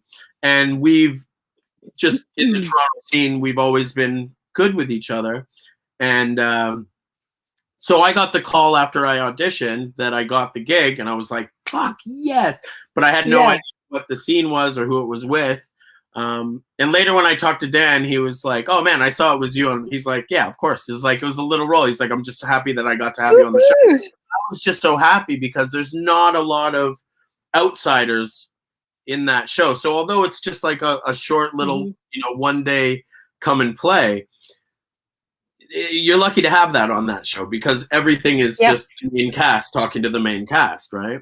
So it's one of the rare roles that go to an outsider. So I was so happy to go play, and it was in the last season, and I'm just so grateful that Dan was like, yeah, we'd love for you to come play. And I got to see Emily on set, and when I got there, Catherine, we get set, and the first take, Catherine starts going, and I burst out laughing in such an unprofessional manner. I ruined the take immediately. I laughed for a good minute straight, and then I stopped, cleared my tears, and I looked at her and I said, Catherine, I'm so sorry. And she literally just went, happens to everyone. She's like, the first take. Did she? Like, yeah, she's just love that. She's like, everyone, no one's ready for it in person. You think that you're ready from watching it, but when it's in front of you. So let me speak quickly to her brilliance because you're a fan, as I am. She did every take different. I was going to ask if there was ad-libbing or if she did different things. She didn't. She ad-libbed here and there. The script is the same. The script, it's brilliantly written. She actually written all of the stuff that you see. Not a lot of it, or if any, is improv. It's Dan writes a damn good fucking script. Mm. But her delivery is different. Yeah. And still perfect. Like, she's so weird with those mouth movements and the way that she rounds words. But she did them on different words all the time, and it was always perfect. I learned a lot there too, you know? I think she's an original. I don't think anyone can do what she does. But I learned a lot about how loose she was and how it was an amazing thing to be a part of that, and just have a day of watching her work was amazing. She's so brilliant. Completely. And I love, because you guys are in the sound booth and she's giving you get your derriere and larriere. Yeah. I just got to be a straight man for Catherine O'Hara for you know. I mean, for the rest of my life, that would be me like, stick a fork in me, I'm done. Thank you very much. And good night. Yeah, he's so good. I can see, the viewers can't see this, but my producer's sitting in the studio, our fantastic producer, Drew, who, when you mentioned New York, was like, yeah, because that's where he's from. And also he's like, waiting for Guffman. I mean, she's a legend. Yes. She's a legend. And you got to share the screen with her. So I will forever be envious of that. It's funny. It's funny. I was talking about my demo reel earlier. It's like my demo reel at this point is like, I have that. I barely say anything in that, but I have that on there just to be like, yeah. Just so you know, if you don't know. Exactly. Just so you know. Yeah, so you know. And then this happened. Yeah, how cool. And then finally in 2020, you played the romantic lead in a Christmas film, something I know a little bit about. I feel like they made more Christmas movies last year than ever in the history. It was like everybody I know was doing a Christmas movie. It was great. What a weird experience, but what a great. And I had to play a Brit. That was interesting. I know. So how was that? How did you feel? And did you make him British, or was the character always written as British? No, I could only have the job if I was British. So I had like a week to learn to be British. So now I'm a lot better than I was then, but I pulled it off. I was happy. I was happy enough with it. It's always intimidating to do some of that without the prep time. But I loved it, and I love doing a Christmas movie. They're so cheesy, and the scripts are so cornball. But it's cute, and it's something I had never done. Again, we talk about just stuff I had never done. I had never done it, and they said, "Would you like to do it?" I said, "Yes." I'm sitting in my house. I would love to dress in a full coat, scarf, gloves, and hat in August. That sounds like a wonderful thing for me. Please. But it was cute, and the people I made, Brain Power Studio, who I worked with on it, were an amazing family, and really, I was really happy, and I got to work with one of my now closest friends, Laura Vandervoort, who I have now worked on. I think that was the first thing we did together, and since then we've done. Oh no, we did one thing before that. We did her first film, Age of Dysphoria, the summer before, where I just did a small cameo in it. And but since then we've grown really close. Well, you know, right before we did this, she just called me about the last thing that I'm going to do ADR for her movie that I just did. So yeah, we've grown super close. So like so great. I was so happy about that Christmas movie because it brought me now one of my best friends in the world who I love so much. And so yeah, this is great. I like doing Christmas movies. I think I would do more. Like they're fun. They're quick and they're painless. Yeah, and I highly recommend them because also it is tough filming in summer and wearing winter clothes, but there is a feeling of like, it is cheesy, but it's like, it all looks so beautiful and sparkly and like, it's so pretty. And all your scenes are like, I'm falling in love. It's just cute. It's nice. It's nice. It's some of the heavy everything every once in a while, you know? What is, this is my last question to you, because I see we've talked for hours. Thank you very much for being so generous with your time. Oh, I got nothing to do. But what is on the bucket list work-wise? What's a character or a job that you haven't done yet that you would love to do? Well, I right now I have some ideas that I've been penning for. I have a film, and I have a couple TV shows that I'm writing right now, and I really there's one that I wanted. I at first I didn't want to direct it, but then the more and more I get into it, I realize that I already know what it looks like. I've already storyboarded it, so it's like now I think I'm gonna direct it. I've always wanted to direct, but I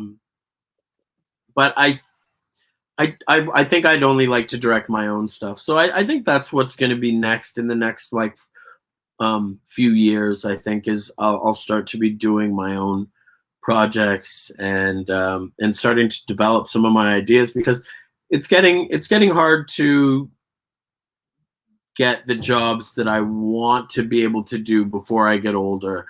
And so if I can start to create those jobs for myself, then that's what I'm going to do, because I want to be able to be seen. I want to be able to do it, but I also want the world and the industry to see that I'm capable of this, so that I can open it up for them to hire me for bigger things, you know? So, but right now I'm just trying to get this COVID weight off and get my jawline back and feel like myself again. I feel very round right now. And, do you know what? It's all good. I saw something really beautiful the other day on social media, which is unusual, but it said all these people panicking about, having put on weight during a pandemic. It's like, hang on, time out. Your body has survived a global pandemic. Wow. And if you were lucky enough to be one of those who didn't get sick, then your body is doing exactly what it needs to do. I like and that. That's something I think we need to remember, you know. I like that. I need to ask what the same question posed to you. What is the thing that you feel like is next on your bucket list as a creator, as an entertainer?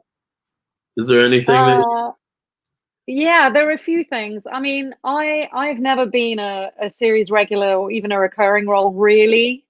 So that is something I would absolutely love to do. To be able to grow a character, like exactly, to create something and then work with the writers and actually have it become, have that process as well, and the discipline and the kind of like the terror of it. And then and then I'm quite keen to do I did a one-woman show for the first time ever. Really? In 2019, just very short, limited run, but it wasn't my material. It was a play with 6 songs. And it was terrifying. It was the scariest thing I've ever done, and I've done stand-up. But I loved it, and I've been writing during lockdown.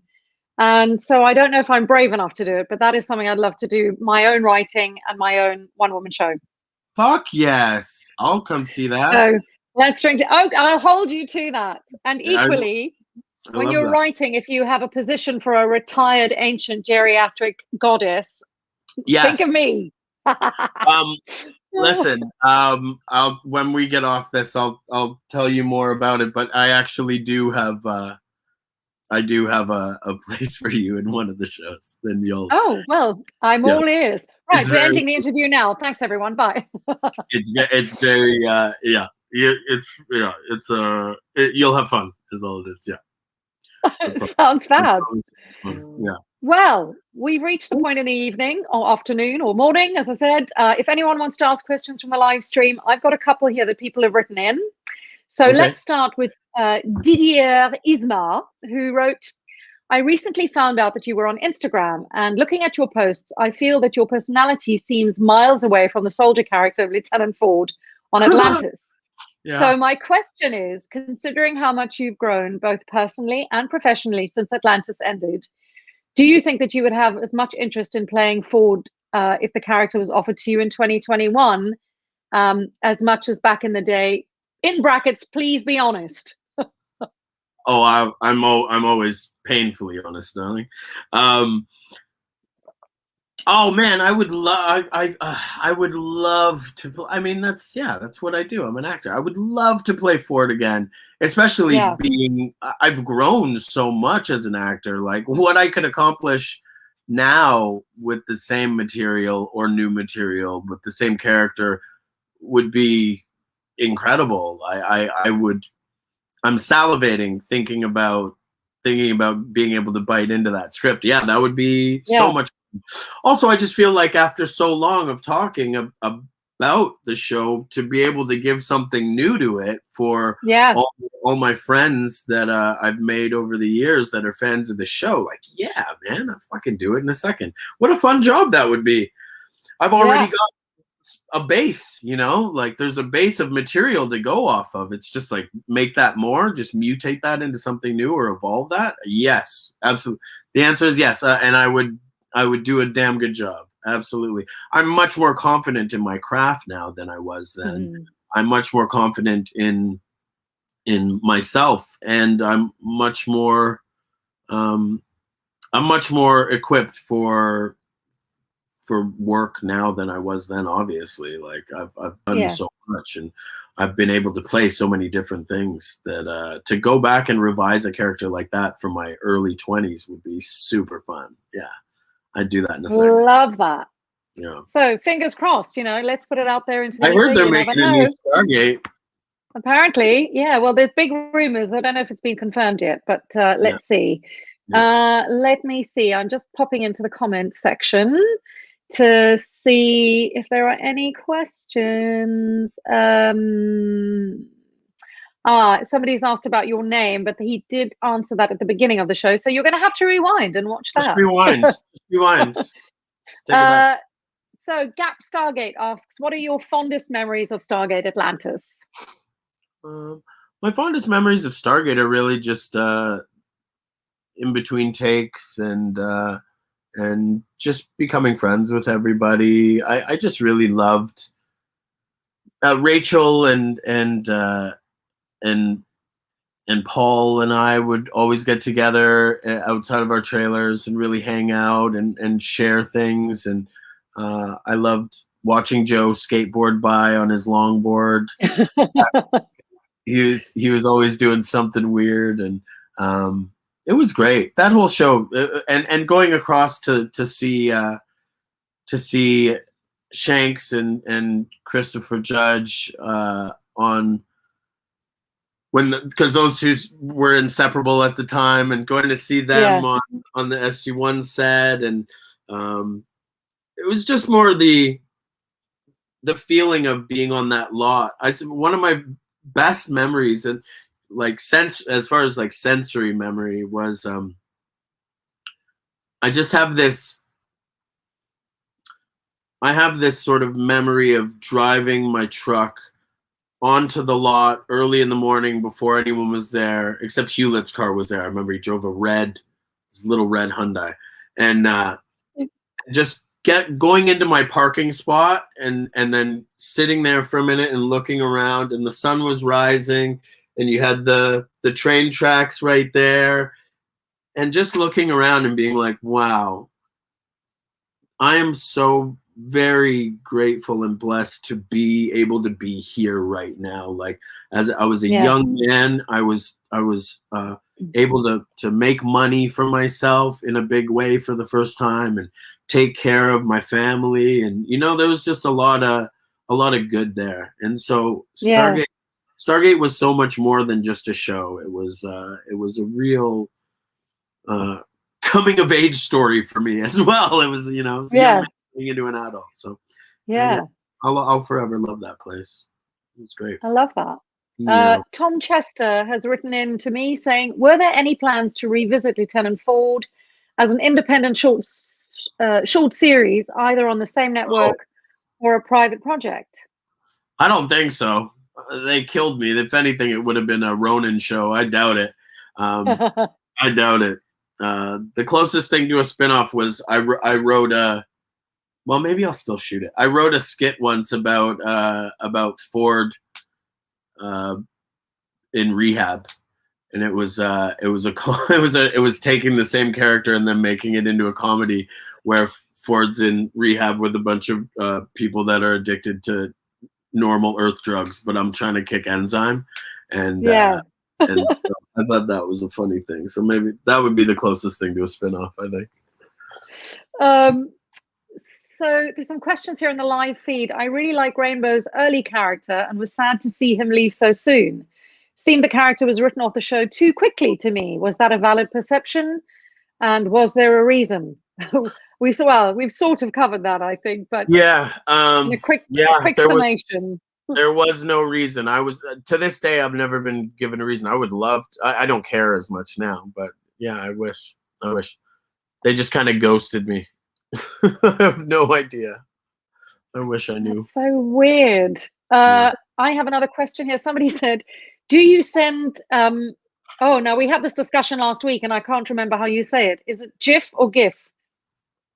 Anyway. You can say it either way, to be honest. Oh well, there you go. I say GIF, but it's supposed to be GIF. It was so weird. It looks like GIF. Which is why we say GIF, but it's supposed to be GIF. But I would say GIF, and yeah. Well, Tom Chester also wants to know if you send GIFs or GIFs of your own character to your family and friends. Constantly. There's one of me where I'm in the room and it's a reaction from season 1 where I do this because I'm like, yeah, what he said. And whenever anyone says something that I agree with, I send that relentlessly to all my friends, and also to like new friends that I'm trying to impress in a like really like down low way, like in a low key. I'm like, yeah, I'll just here's myself. I'm in there. Yeah. I think I'm keeping my GIF at the top of the Stargate Atlantis charts because I use it so much. So if you type it in, good. I'm pretty hype on there. I think it's just me sending it to my friends. Well, I have to say, we're going to end on that note. Rainbow, what an absolute delight and treat this has been talking to you. Your wonderful career, your beautiful, warm, open soul. Thank you. Thank you. It's really weird for me to talk about myself for this long, but I'll just try to I'll do it like hide in bed. I make you do it. But thank you. I adore you. It's really fun, and I'll when we get off, I'll tell you some more stuff. But thank you to everyone that I know and don't know that we're talking to, that are listening here and ask questions and everything. I really appreciate you, and everyone who wasn't here for the main one but are watching afterwards. I love you too, and yeah. And if you want to talk to me or anything, I'm usually on Instagram. I'm not really on any other platform anymore, but I'm Rainbow Sun on Instagram. That's where I am mostly. And if you like funny, my stories on there are pretty epic. They're pretty funny. I'm loving the psychedelic. That was for 420. I don't know. Oh. I have files. Yeah, that's the Wraith enzyme. Yeah, exactly. That was for my psychedelics and weed smokers out there. Well, on that note, thank you very much, everybody, for joining us today. What an absolute treat this has been. Lovely, lovely, lovely to chat to Rainbow. I've had an amazing time. Thank you so much for staying. You guys have been awesome. It's so great to see your comments coming up. Next week, if everything goes according to plan, because he's working at the moment, it'll be the lovely Mike Dopit's turn to be in the sarcophagus-shaped sofa in their own home. I can't wait to see you all. Have an incredible week. Love you lots. Hit the subscribe button. Tell your friends. Let's share the love. Thanks to my amazing team, Catherine and Drew, best producers ever. And I will see you next week. Good night. Goodbye. Mwah.